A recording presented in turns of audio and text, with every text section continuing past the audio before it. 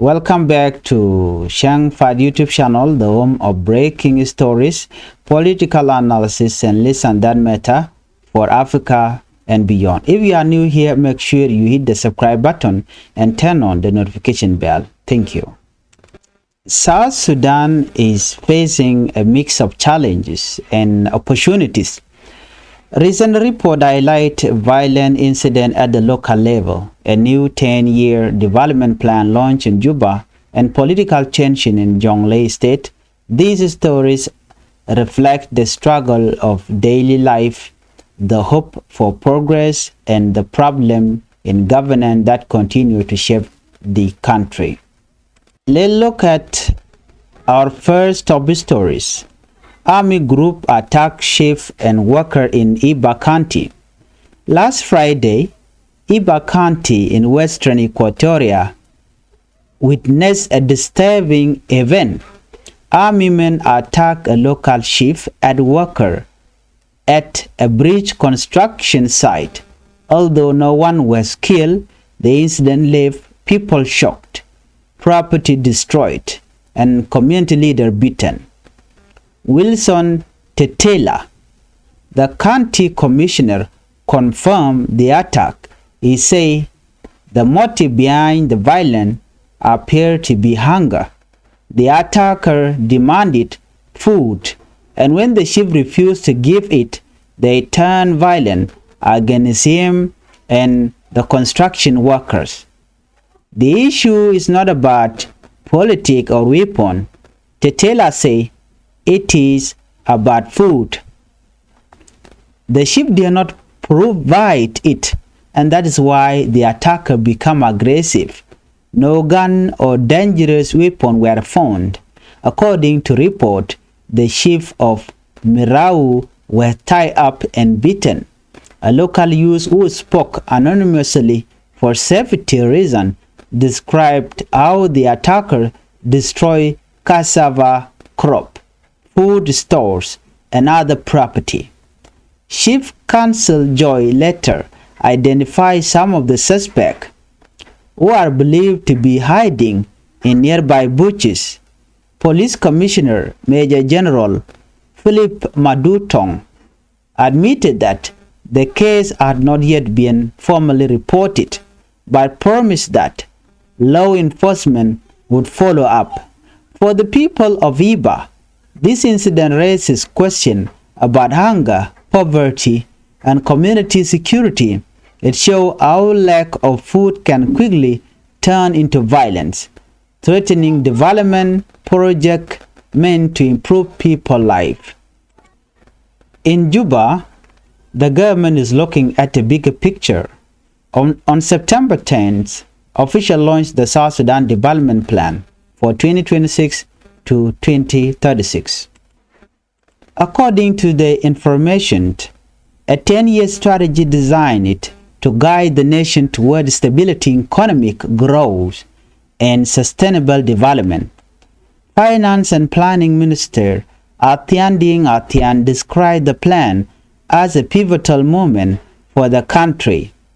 He said the strategy will focus on inclusive and transparent decision making with an aim to improve the life of both current and future generations. This is not just a document, Atian explained it. It is a roadmap for our future built on lessons learned from past mistakes. We want to create stability, resilience, and sustainable progress for all South Sudanese.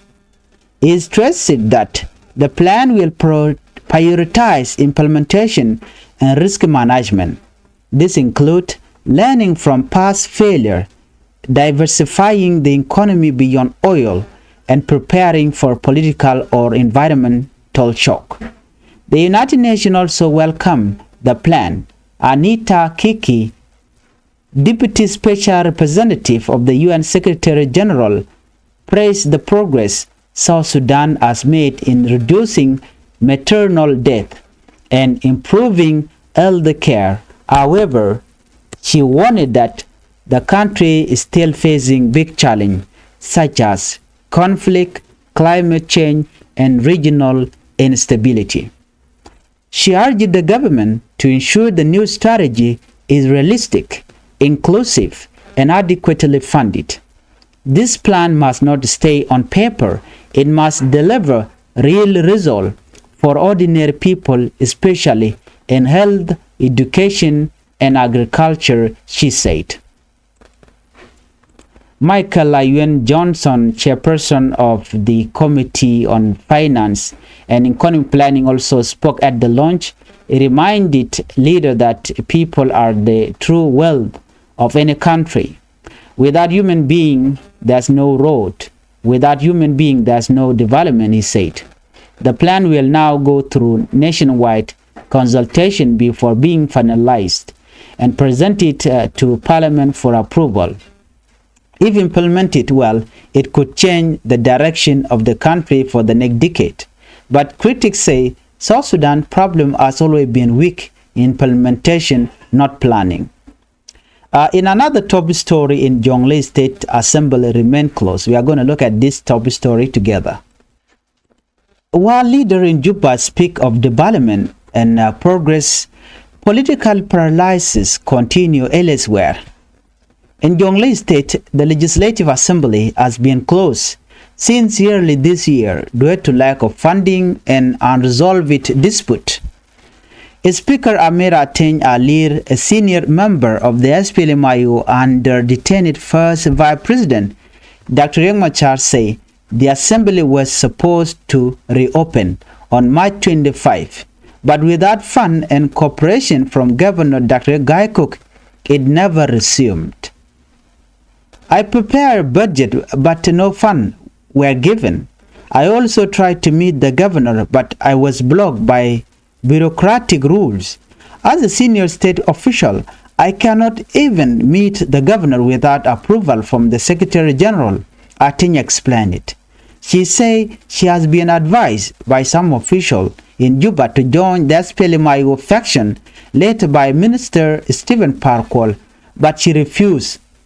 Frustrated by poor working and living conditions in Bor, Ateng relocated to Juba, where she has stayed for 4 months. There was no electricity in my office, she said. I had to walk for hours just to reach it. It was impossible to work in those conditions, she said. However, Governor Dr. Gaikuk, Press Secretary Manas Ganylual dismissed her claim. He argued that there is no political dispute between the speaker and the governor. The speaker is just being emotional. There is no problem, he insisted. Civil society group disagree. Termanyang, director of the Center for Peace Advocacy, say the assembly has been inactive since the term of former speaker Majub Biel Turuk. Lawmakers are idle, moving around without work. This closure armed citizens who need representation, he said. Edmund Yakani, head of the CEPO, warned that several states are now run only by governors and executives without functioning assemblies. This is dangerous because it removed checks and balances.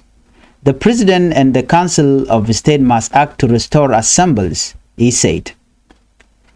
At a crossroad, these three stories, a local attack in Ibba, a new national development plan in Juba, and deadlocked assembly in Jonglei, reveal the mixed reality of South Sudan 2025.